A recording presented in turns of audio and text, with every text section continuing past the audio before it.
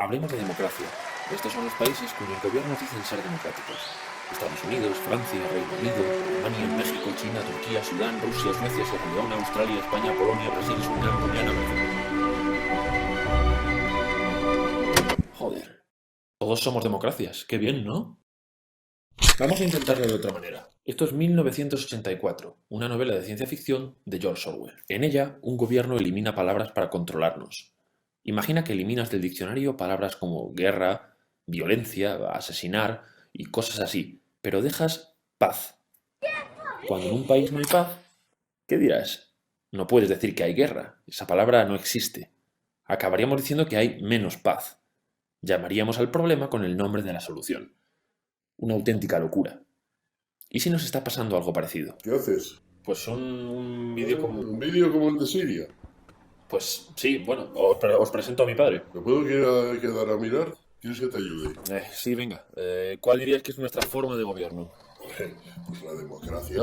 Vale, vivimos en democracia. ¿Por qué? Pues porque hay elecciones, que es algo que nos costó mucho conseguir. Vale, las elecciones son una conquista ¿Del pueblo?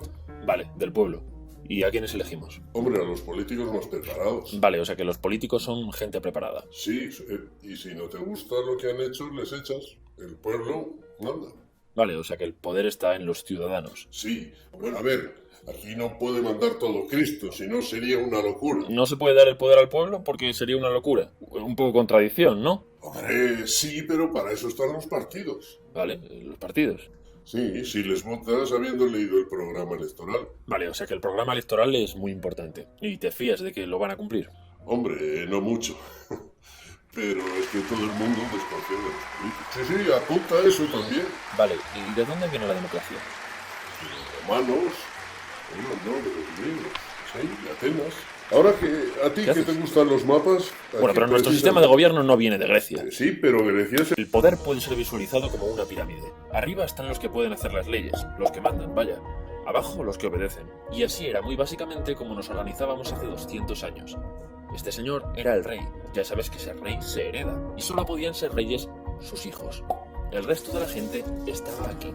En Francia, para que no fuera tan visible que ellos tenían todo el poder, los reyes consultaban de vez en cuando a una asamblea donde estaban los nobles, la iglesia, y de todo este resto que quedaba, se eligió a la gente con profesiones prestigiosas, abogados, comerciantes, los burgueses. A los burgueses les había volado la cabeza un libro, El contrato social, de Rousseau. Rousseau dijo que todos debemos participar en hacer las leyes. De lo contrario, no son leyes. Así que lo que hacían los reyes no eran leyes. ¿Cómo lo solucionaron? Quitando al rey. Ahora, ¿quién haría las leyes? Rousseau dice que para que una ley sea ley, todos debemos participar en hacerla. Pero hay varias maneras de que todos participemos. Una de ellas es que elijamos a representantes.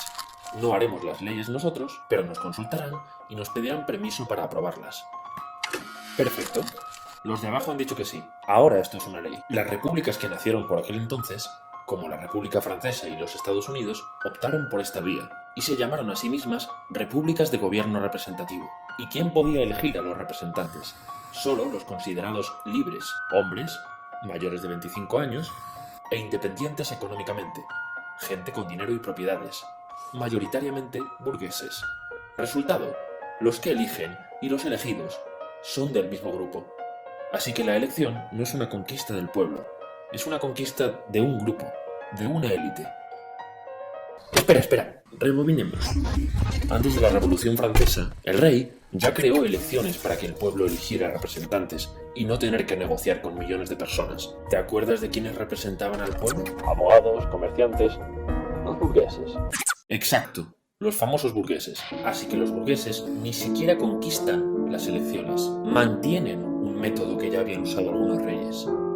Era bastante obvio que un grupo había hecho la revolución para ellos solos. Tocqueville, el primero en estudiar la joven república norteamericana, dijo: no le temo al sufragio, la gente votará lo que se le diga. ¿Por qué? Porque si tienes que elegir entre varias opciones, quien tenga más dinero hará tan visibles las suyas que las convertirá en las únicas. Mientras, la gente empezó a exigir que pudiera votar todo el mundo, así que más y más gente empezó a acceder a la posibilidad de votar, el famoso sufragio universal. Pero tan centrados en obtener el voto, La gente se había olvidado de una cosa. Rousseau había advertido algo sobre los representantes. Para que una ley sea ley, todos debemos participar en hacerla. Si no la hacemos todos y elegimos representantes para que la hagan, necesitamos mecanismos para que nos hagan caso. Por ejemplo, poder parar en todo momento una ley que no nos guste. Si no creamos esos mecanismos, no tenemos el poder. No hemos elegido representantes, sino jefes. Y se puso muy pesado con esto. Así que, de acuerdo con Rousseau, no. Hoy el poder no está en los ciudadanos, está en los representantes. ¿Y cuál es el efecto de no tener mecanismos para que nos hagan caso?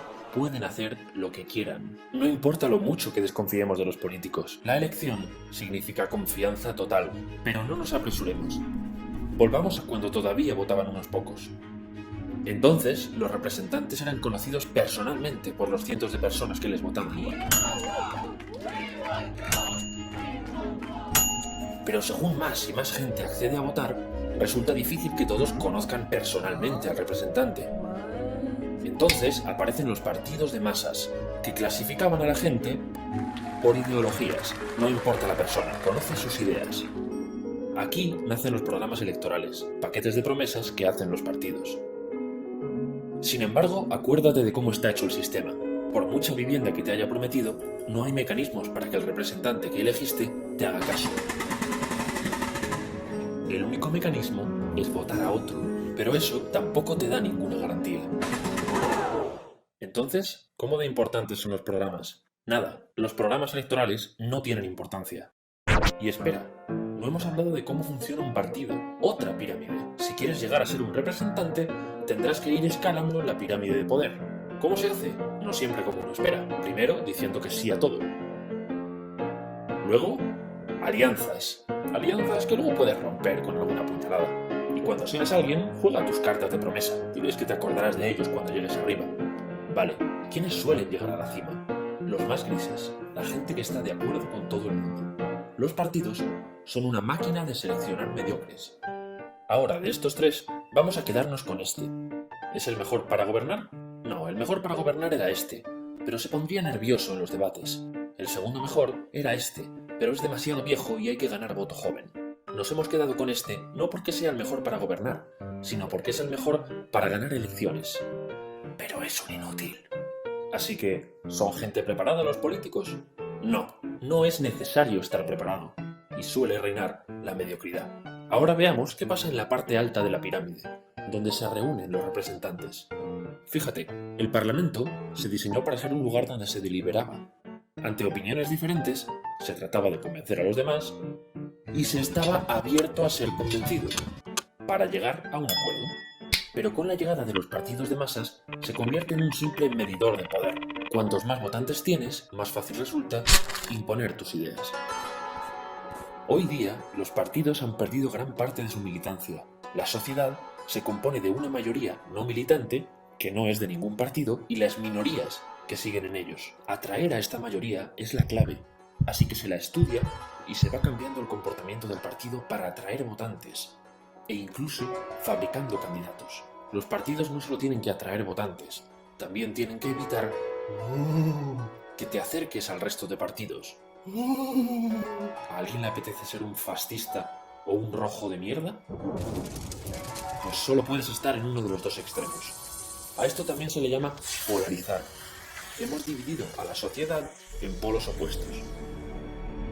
Vivimos en democracia. Ahora quiero que prestes mucha atención. ¿Y si te digo que estamos llamando democracia a algo que no lo es? Si te fijas, desde el inicio del vídeo no hemos mencionado la democracia en ningún momento. No ha hecho falta, porque nuestros gobiernos, cuando nacieron hace 200 años, no se llamaban democracias. Se llamaban repúblicas de gobierno representativo. Exacto, repúblicas de gobierno representativo. Podríamos pensar que quizá el término democracia no se usaba entonces, o no se conocía.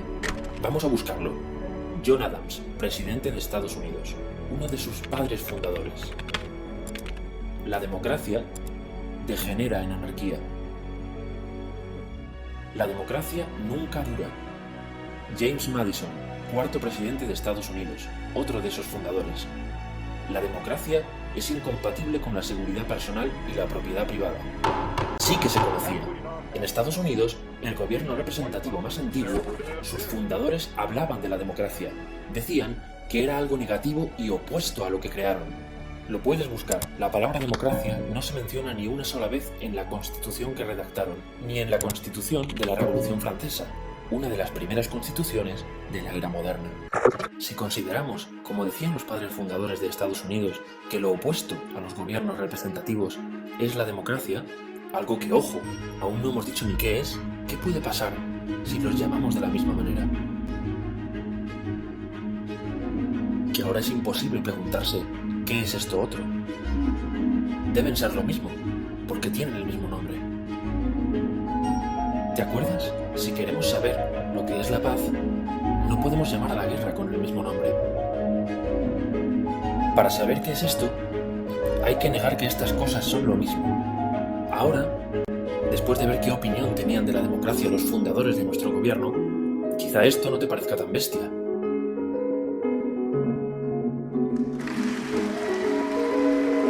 Bueno, igual sí que es un poco bestia. Bueno, por muy bestia que sea, es la única manera de preguntarse. Entonces, ¿qué es democracia? Como las cintas de antes, esta es una historia con dos caras. La cara A ya la conoces, los gobiernos en los que vivimos. La B es algo que crees conocer, pero en realidad desconoces. Si te ha volado la cabeza saber que no vivimos en democracias, te va a encantar descubrir lo que significaba vivir en una. Visto, vamos a recapitular que vienen curvas. Esto es lo que piensa mi padre, pero vamos, que lo podemos pensar todos. Las elecciones son algo que hemos conquistado.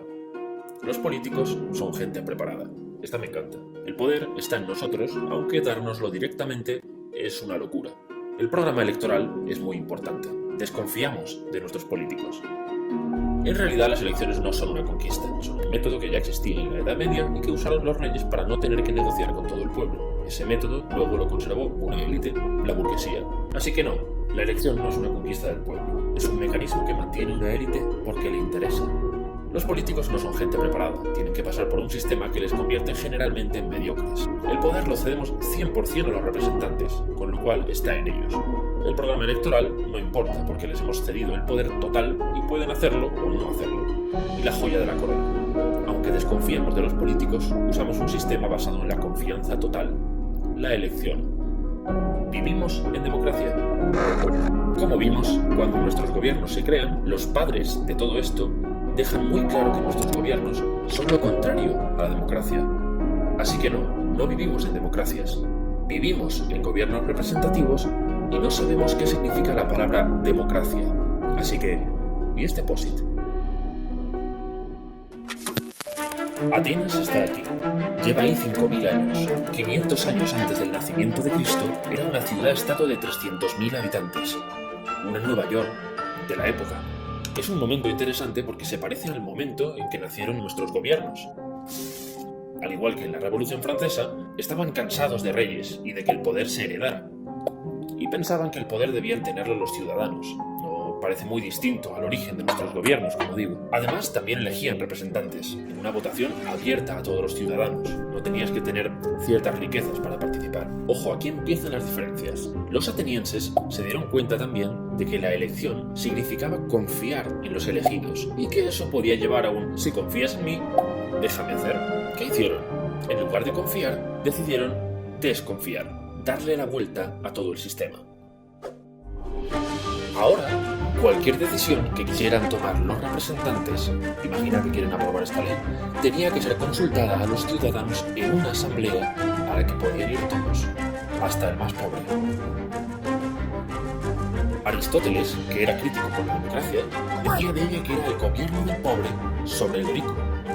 Y recuerda, el poder lo visualizamos de arriba a abajo. Ahora el poder está aquí. Esta gente ya no son representantes, porque cada ciudadano puede ir a la asamblea y se representa a sí mismo. Ellos son solo cargos. La misma palabra lo indica. Llevan una carga.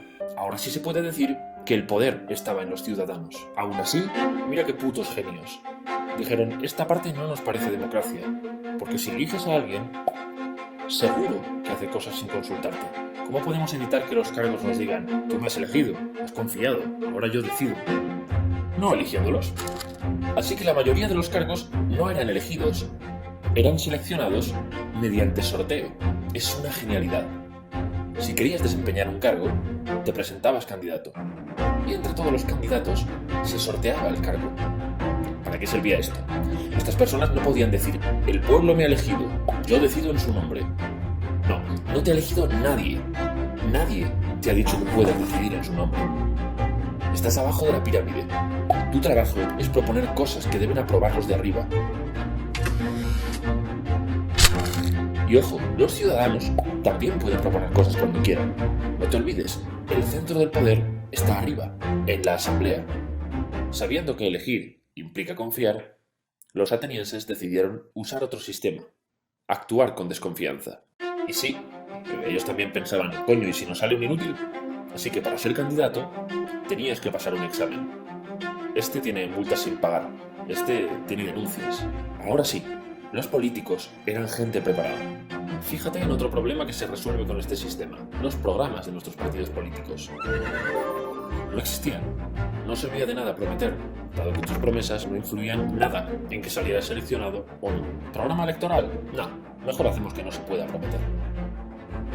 Y si salías seleccionado y hacías algo diferente a lo aprobado por la asamblea, te podía caer la de Dios. Hasta te podían matar. Aquí nos andaban con mierdas. Sí, sé lo que estás pensando. Qué puto estrés ser político. No puedes prometer nada, no puedes hacer nada para lo que no te den permiso. No, es una putada. Y encima los sueldos no eran la hostia, que digamos. Aún así, se calcula que cada uno de estos ciudadanos desempeñaba un cargo al menos una vez en la vida. ¿Por qué se presentaba la gente? Porque este sistema solo funciona si participas. A diferencia del nuestro, que solo funciona si cedemos el poder en las elecciones. A esto, los atenienses lo llamaban democracia. Como hemos visto, el poder está en los ciudadanos de la asamblea, no en los pocos cargos seleccionados por elección, ni en la mayoría seleccionados por sorteo. Nos preguntamos si es un descontrol darle el poder al pueblo. La respuesta es la historia. Atenas fue la ciudad de su tiempo. Escribió obras increíbles, ganó guerras. Cuando veas películas sobre Grecia, cuando compartas fotos en Facebook de sus monumentos, cuando estudies a gente que vivió allí, piénsalo. En Atenas, las decisiones las tomaba la gente corriente y duró 200 años. ¿Te parece poco? Pues es exactamente lo mismo que llevan nuestros gobiernos, que nacen hace 200 años con la Revolución Francesa. Dar el poder a los ciudadanos no es una locura, funciona. La asamblea sí que es una conquista del pueblo. ¿Quieres más cosas increíbles? Acuérdate de la polarización. Los partidos necesitan que odies al contrario. Nada de lo que dice el otro es bueno. Son ellos o el fuego. En Atenas no había partidos, solo personas, de modo que estabas más dispuesto a aceptar la opinión de otro. El resultado, en la asamblea se debatía no para ganar, sino para encontrar juntos la mejor idea. Además, piensa en la gente corriente. Si puedes controlar a los cargos políticos y tu opinión cuenta, ¿qué ocurrirá? Querrás hacer política, querrás ir a la asamblea. Como te he dicho, estaba siempre llena. Muchos piensan que la gente pasa de la política y que por eso, ¿para qué darle más poder? Es al revés. Si tenemos el poder de cambiar cosas, tendremos ganas de hacer política. ¿Qué conseguía el sistema ateniense? La igualdad política. Ahora no hay distintos tipos de ciudadanos, gente que elige, partidos, representantes que toman decisiones. No, solo hay ciudadanos. Y los ciudadanos tienen el poder. No, estos no tienen poder. Recuerda, son solo cargos. El gobierno representativo crea una diferencia entre personas, los que ceden el poder y los que tienen el poder, y no da ningún medio de controlar a estos. Es fácil ver por qué los que crearon nuestros gobiernos representativos decían que la democracia era algo opuesto. Es que lo es lo contrario. Poder en los representantes frente al poder en los ciudadanos. Dar confianza ciega frente a desconfiar totalmente. Promesas que no se cumplen frente a un sistema donde es imposible hacer promesas. Gente mediocre frente a gente preparada. Es verdad, no vivimos en una democracia. Pero ¿para qué decirlo? Porque solo cuando sabemos que esto se llama guerra, podemos decir, queremos paz. Si vivimos en gobiernos representativos, queremos democracias.